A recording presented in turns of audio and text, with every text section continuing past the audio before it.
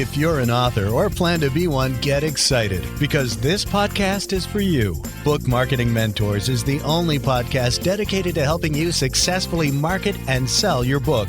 If you're ready for empowering conversations with successful marketing mavens, then grab a coffee or tea and listen in to your host, international best-selling author Susan Friedman. Welcome to Book Marketing Mentors, the weekly podcast where you learn proven strategies, tools, ideas, and tips from the masters. Every week, I introduce you to a marketing master who will share their expertise to help you market and sell more books. Today, my special guest is Rich Oceguera. He is a best-selling author, award-winning entrepreneur, and co-founder and president of New York's first ever LGBT Chamber of Commerce. Born in Los Angeles, Rich has lived in San Francisco, Chicago, New York City, and San Diego. His journey has been a boot camp for his personal, business, and spiritual evolution. He interweaves 35 years of business development, speaking, teaching, and video production experience to offer self-mastery workshops, broadcasts, and training programs designed to help business owners, salespeople, and coaches create a powerful presence online. Rich has trained extensively in spiritual practices and ontological and mindfulness techniques that give him a unique edge in supporting his clients. A new friend and colleague, Rich, what an absolute pleasure it is to welcome you to the show, and thank you for being this week's guest expert and mentor. My pleasure. Thank you for inviting me. Excited to be here. Rich, you help your clients create a powerful presence online. What exactly does that mean? So for me, when I speak about a powerful presence online or on the stage, it's really about how you're holding yourself. It's your confidence level and how you are able to connect with your audience. And whether you're on camera, which is really the angle I'm speaking of online, or if you are standing on a stage or even in a group or perhaps one-on-one, in all of those cases, it can take some development to be able to hold yourself to be with the person or the people you're speaking with in a way that has them feel heard and seen. And speakers who know how to do that are far more effective at creating the trust and a connection with your audience. My experience has shown me that many people, even if they think they're confident, don't know how to create that connection. And a lot of it has nothing to do with the words that you're saying. This is what I'm passionate about, is teaching people how they can create a more powerful presence so that the message that they have, their powerful message, is heard and received so they can help more people. Well, this opens up lots of doors for us, Rich. So the idea of confidence, building confidence so that you're seen, you're heard, that you build that trust, that connection with people. How do we do that? The first thing that came to mind as soon as you said that is listening. There's a difference between hearing the words coming out of a person, visually listening, taking in the body language of the people you're speaking with. There's a difference between hearing and actually listening.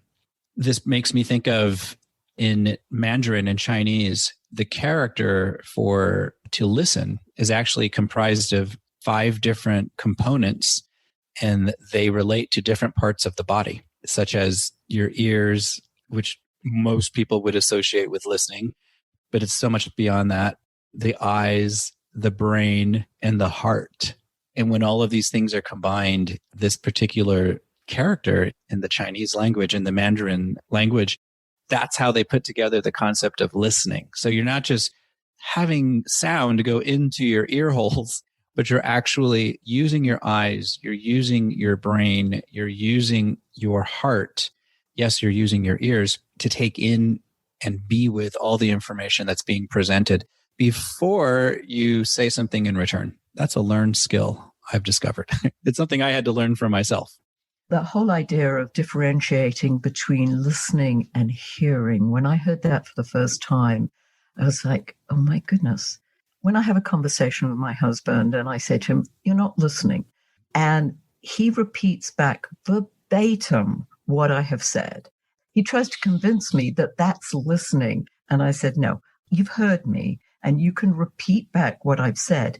That doesn't necessarily mean that you listened, and you listened, yes, with your eyes, your brain, your heart, and your ears," which I know he's a very good listener. That's one of the reasons I married him, because he was one of the few people who would listen to me. But that's a whole other story. So, Rich, I know that the whole idea of mindset, mindfulness, these are very much part of your training. Talk to us about that. Talk to us about the role of mindset, the role of mindfulness in how speakers, authors, how people present themselves. I'll start with mindset. We've all heard that public speaking is, for many people, scarier than even the idea of death. It ranks up with the things at the top of the list, usually, of what people are most afraid of. And there's good reasons for that. If you ask people, if they're honest with you, what is it that they're afraid of, you'll hear things that have to do with fear. They're afraid of saying the wrong thing. They're afraid of forgetting what they're supposed to say. They're afraid of being rejected or being ridiculed for what they are saying. So that the very idea of taking a stand, whether you're on a stage or behind your camera, or even on a podcast like this, where people can't actually see us, that same fear can still be there because we're putting ourselves out there. The choice to put a message out so that other people can hear is a big act.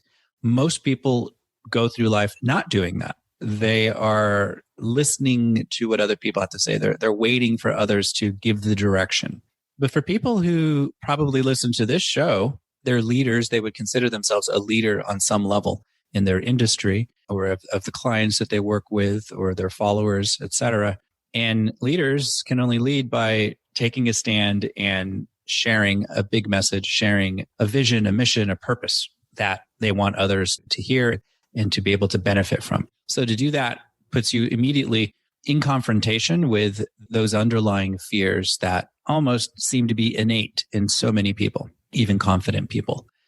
Mindset work becomes important because if you don't know how to overcome or to manage or to deal with, perhaps even eradicate the source of those fears, then you're likely to be dominated by those fears and not fully express yourself to the best of your ability.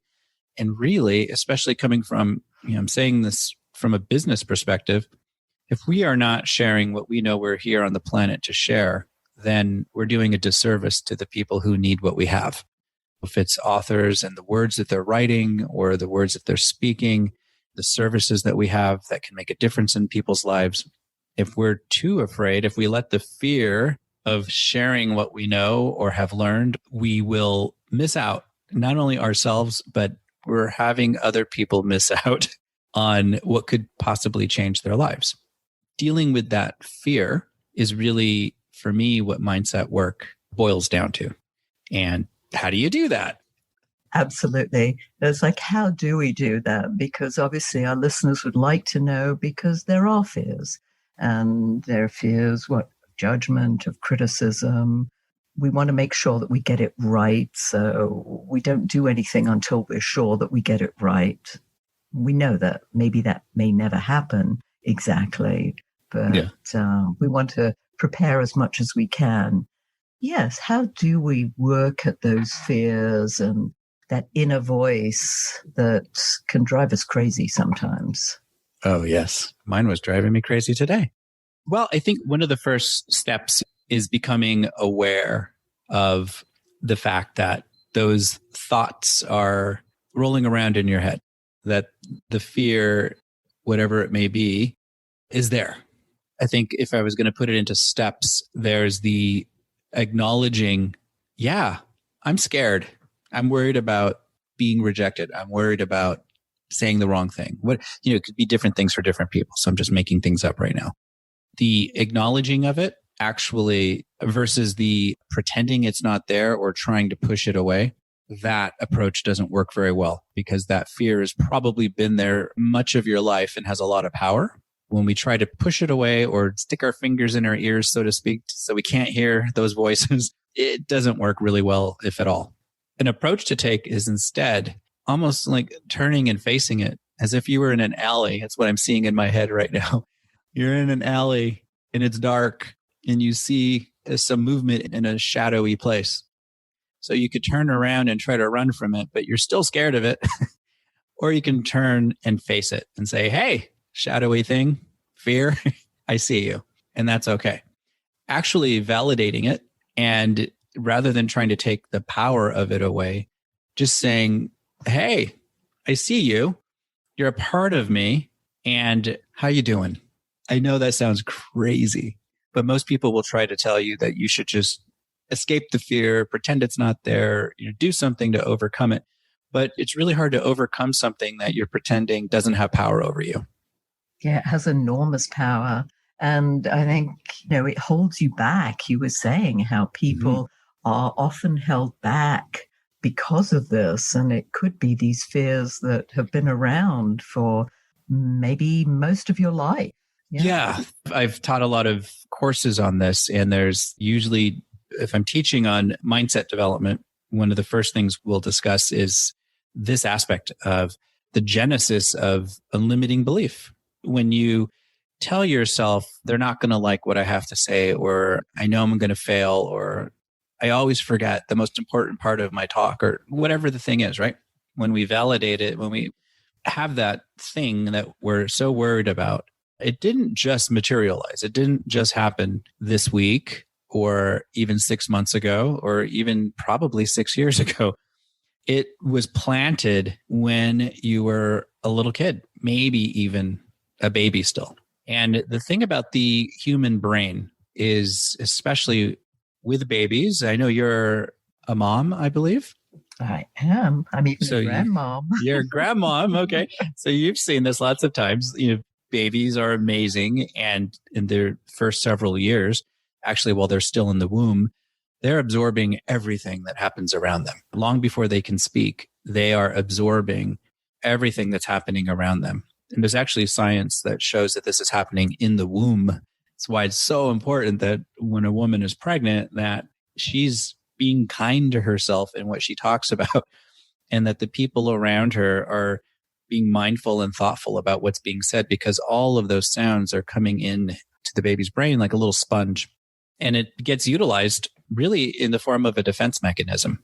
When we're little, let's say something happens, I'm going to use the age like 4 years old. Maybe you've just gone for the first time to a preschool and some other little kid makes fun of your lunch pail. And at that time, it doesn't seem like it's such a big deal, but someone made fun of you and it was related to a particular object. And now your brain has registered that something's wrong, that you're somebody that people laugh at, and this lunch pail is something that's no longer good because people are going to laugh at you because you have that lunch pail. And it was just a moment that happened, but it got planted like a seed in your brain. And you'd be surprised how long that seed continues to grow and how many ways you'll find validation for why people don't like you because of something that you're carrying around. As you get older, you'll find more and more agreement for people don't like me. And while we're not saying that out loud all of the time, that thought process has become not just a seed, but a full-grown tree in your brain, if you will. Every time you're in a situation that in any way, shape, or form resembles what happened when you were in kindergarten, and you don't even remember this anymore as the genesis of it, but your brain does. So whenever you enter a room or a situation where you have the possibility of being rejected for who you are, the brain is already in defense mode. Then we're reacting to our surroundings in a defensive mode. And it's this cascading effect, and it all happens unconsciously or subconsciously, really. And we're not even aware. It's just an underlying pattern. That pattern can have really damaging effects if now you're an adult and you have this great message that you want to share with the world and it requires you to stand in front of people on camera or on a stage to share with them this thing. And somewhere in your brain, you're afraid of being made fun of because of your lunch pail still. Now, when you do your training with people, do you actually have them try and identify as far back as they can what might have caused this? There's different schools of thought about that. Some people go to therapy for the rest of their lives to deal with people don't like me. Right? And you may or may not ever get to that originating moment, but you'll talk a lot about it for years. In my view, and I've had plenty of therapy, that doesn't change your way of being when it comes to fear of being rejected in groups in this scenario that we've made up here. For me, if you happen to have that vivid recollection, that's awesome.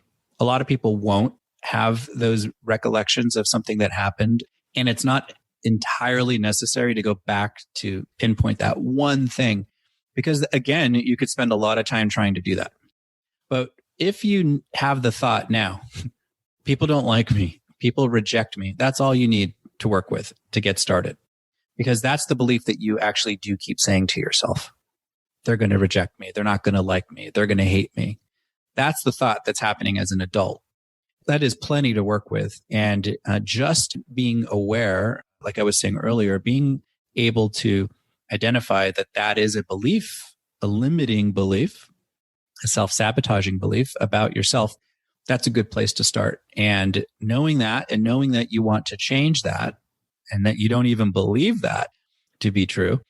And you might have a lot of evidence to the contrary, right? That people do like you. Plenty of people like you. Not everyone is meant to like you, but enough people do. Our brain will hold on to that one person in preschool who made fun of you. If you can identify a belief, people don't like me, people reject me, people are not going to want what I have, that right there is enough to start doing something about it from a mindset and training perspective. And then where does the whole idea of mindfulness fall into this, the role that plays in your way of being and all the things that you're talking about here? Mindfulness is such a huge topic.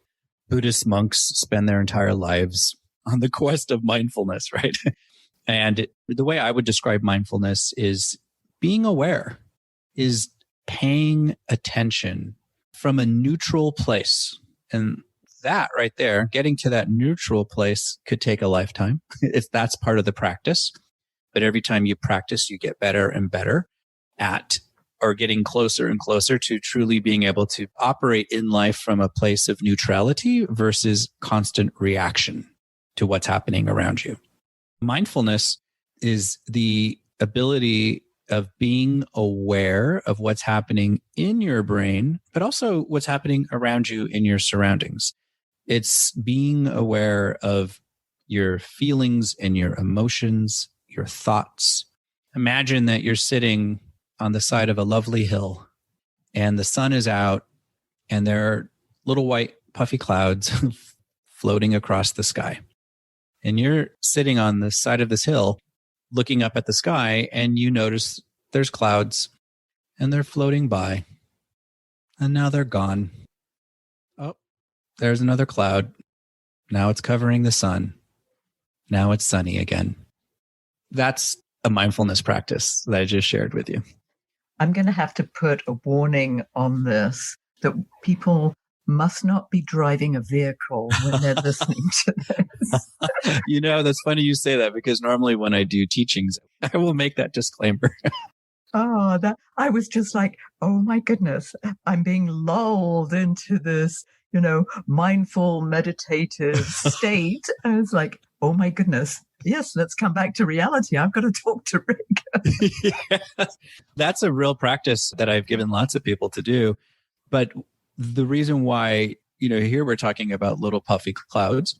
But if you think of your brain or the inner workings of the mind, the thoughts that we have are those clouds. Sometimes they're horrendous hurricane, 100-mile-an-hour wind types of clouds. Other times they're beautiful, white, fluffy, puffy clouds. And the brain is constantly in action on its own without us having to do anything about it. And that includes the things that we're thinking. And the brain is designed to continuously respond or to react actually to any stimulus that's happening, whether it's visual or auditory or a smell, anything that's happening. The thought the brain has is this going to kill me? Yes or no? And then it acts accordingly. It's very ancient, amygdala based fight or flight response mechanisms that keep us alive as we're out and about. It sounds like a plan to me. Sounds like a good plan. It works well for us. And our negative or limiting thoughts are part of that automatic process. If something happens around you that triggers a belief, it's going to trigger something. It may be something that doesn't serve you very well. That cascade of reactions is going to happen automatically without you asking it to. And that's the thing with mindfulness and mindset training. Those are the reactions that we're looking to change or to disempower. Yeah, and that disempowering, I think that's a great word to use because it's exactly what we're looking to do here. Let's just tweak that a little bit and go down the mistakes route. That our listeners love mistakes, Rich. And so Good. I make plenty. I'm not saying your mistakes, but generally in this training and the people who you train, what are the mistakes that people make overall, the common ones that you see over and over again? Well, I'll say something on the mindset front. So just to clarify, using the same lunch pail example I made up here, I don't know, maybe that really happened to me. I don't know why that came to mind. But if you're thinking about trying to overcome a fear of being rejected, the inclination for people, if they're aware enough of it, is, well, I'll just tell myself that I'm going to be okay. Or I'll just be strong. I'll be confident. Just those words I've used right there, even the way I said those things. What I would say to a person who just thinks that that's all they have to do is try to be confident, they're not going to do well, because you can't override a deep-seated limiting belief without first acknowledging that it's there. And this might sound really crazy to some people, but even embracing it, one of the, practices that I would suggest to somebody around this, especially dealing with fears, is rather than rejecting it, being repulsed by it, being angered by it, which is very common reactions to these kinds of limiting beliefs, is you got to make friends with it. Doesn't mean you like it, accept it, or plan for it to stay in power. But if you're ever going to disempower that limiting belief, you'll have a lot more success by first befriending it. So you imagine it like a little kitten or a little puppy, even a little baby, since we were talking about babies earlier, sitting on your lap. And instead of being afraid to touch it, you actually embrace it. And you just acknowledge, okay, you're part of me currently. You're here. I know you're here. And hi. You exhibit some kindness and some gentleness. Really, you're doing this to yourself, right? You're not beating yourself up for having that fear. So we do that so often. Oh, yeah. We do beat ourselves up, and it's like, how dare we even have these feelings? Oh, yeah. What's wrong with me? Or I shouldn't be having this thought at this age is something I've said many times. I have a college education, or, we'll come up with all the reasons why we shouldn't. But the fact is you do. And so just embrace it. And that actually starts the disempowering process, because you're no longer resisting and pushing against it. It's fascinating how the brain works. So a common mistake people make is they push against, they resist the limiting belief, the fear that they're dealing with, rather than embracing it and giving themselves some grace around it, while being committed to creating a different way of being instead. I love that. It's beautiful. Rich, I know that our listeners would like to find out more about how they can get in touch with you, more about the different trainings that you do. Take it away. Share something with us. Sure. A couple of ways that you can learn more about me and what I do is one is my website, which is richawakenings.com, richawakenings.com. And you can read more about me there. And there you can join my email list. And I do not send a lot of crazy emails out, but when I send stuff out, people enjoy it. And I have some really exciting new programs that are coming up that I'll talk about in a second. And that's one way to find out more about the mindset and mindfulness work that I do.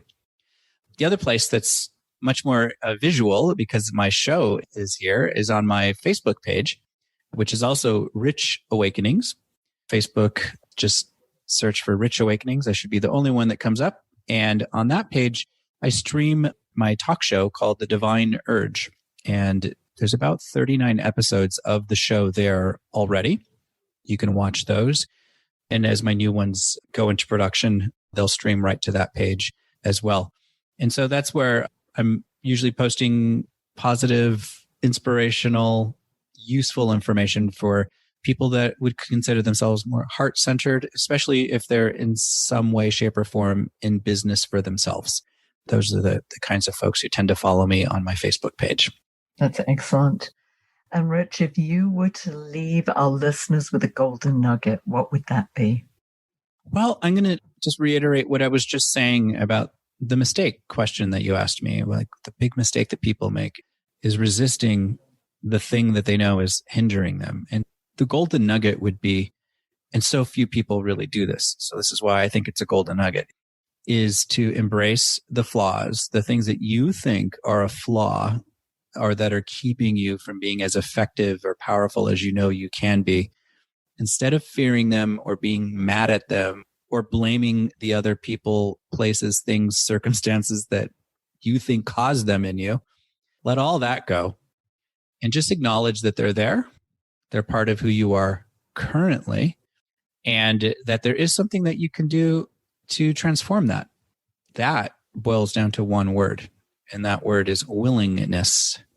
If you're willing to be bigger than your fears, doubts, worries, and preconceived notions, if you're willing to be bigger than those things, then you can be. And it's possible. I'm living proof of it. So, and that's what I'm all about, is teaching people how to take that next step. Yeah. And you're perfect the way you are. I love it. Rich, you've been amazing. Thank you so much for sharing that wisdom and touching us. I mean, you definitely touched my heart, and I'm sure many of our listeners as well. So thank you. And thank you all for taking time out of your precious day to listen to this interview. And I sincerely hope that it sparks some ideas you can use to sell more books. Here's wishing you much book marketing success. The time is now to take action and finally build your book-selling empire. And the great news is that Susan is here to help you. Visit bookmarketingmentors.com and sign up for a free 15-minute book marketing strategy session with Susan. She'll help you discover your first steps to marketing and selling your book. Only those who take action are rewarded, so visit bookmarketingmentors.com, and we'll see you again next week.